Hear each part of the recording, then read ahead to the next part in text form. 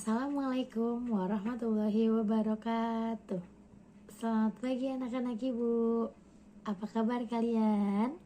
Ibu baik, sehat, walafiat. Semoga kalian semua dalam keadaan sehat walafiat. Amin. Sebelum kita memulai pembelajaran, kita berdoa terlebih dahulu ya. Kali ini ibu yang pimpin. Duduk siap.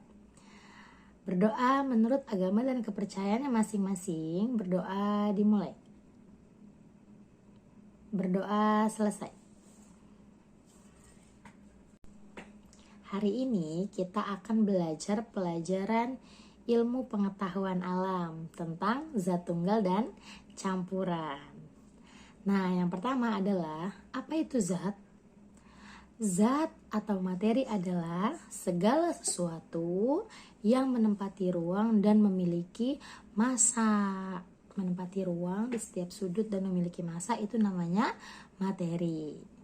Materi atau zat berdasarkan penyusunnya dibedakan menjadi dua, yaitu zat tunggal dan campuran. Mari kita bahas.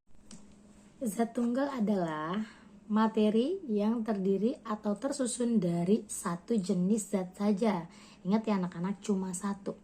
Nah, contoh dari zat tunggal ini adalah ada garam, gula, ada air, kayu, ada emas 24 karat, dan lain sebagainya. Nah, kemudian zat tunggal ini dibedakan menjadi dua, ada unsur dan senyawa. Mari kita bahas apa itu unsur dan senyawa. Nah, unsur adalah zat tunggal yang tidak dapat diuraikan lagi menjadi zat yang lebih sederhana walaupun menggunakan reaksi kimia, jadi dia udah paling kecil. Contohnya ada emas, besi, perak, aluminium, sulfur atau belerang, dan oksigen. Kita lihat ya. Kemudian ada senyawa. Apa itu senyawa? Senyawa adalah hasil dari ikatan kimia antara dua unsur atau lebih. Misalnya air. Air itu sebenarnya terbentuk dari hasil kimia antara gabungan oksigen dan hidrogen.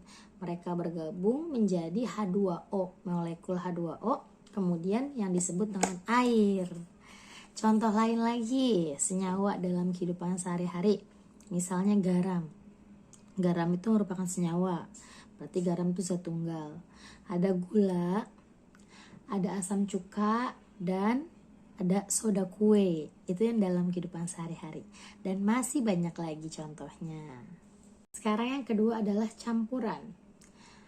Campuran adalah zat yang terdiri dari beberapa jenis zat tunggal. Jadi kalau tadi zat tunggal itu satu, kalau campuran itu beberapa zat tunggal yang bergabung. Campuran dibedakan menjadi dua, yaitu ada campuran homogen. Homogen artinya sejenis. Dan yang kedua ada campuran heterogen, artinya tidak sejenis. Campuran homogen adalah campuran yang zat penyusunnya itu tercampur secara merata atau tidak bisa kita bedakan lagi. Jadi benar-benar udah nyampur nih, larutan. Contohnya teh tarik. Anak-anak tahu nggak teh tarik? Itu ada air, ada teh sama susu dicampur kan? Kita lihat kalau misalkan air, teh sama susu dicampur, apakah bisa terlihat perbedaannya? Tidak kan? Tercampur secara merata. Itu namanya campuran homogen. Contoh lainnya, larutan gula. Kalau anak-anak air kamu tuangin gula, kamu aduk, gulanya kemudian larut sama air sampai nggak kelihatan, tapi pas kamu minum rasanya manis. Itu contoh campuran homogen. Kemudian ada larutan sirup dan lain-lain, masih banyak lagi. Yang kedua ada campuran heterogen. Apa itu campuran heterogen? Jadi campuran yang zat penyusunnya tidak tercampur secara sempurna, artinya masih bisa kita bedakan. Contohnya kopi tubruk, minuman kopi tubruk. Jadi ada air dicampur gula sama kopi kan. Nah, kopinya ini anak-anak pernah kan lihat kopi? Bubuknya ini masih ada. Tandanya masih bisa kita lihat. Jadi tidak tercampur secara merata. Contoh lebih mudahnya lagi, air dengan kamu masukkan 1 sendok pasir.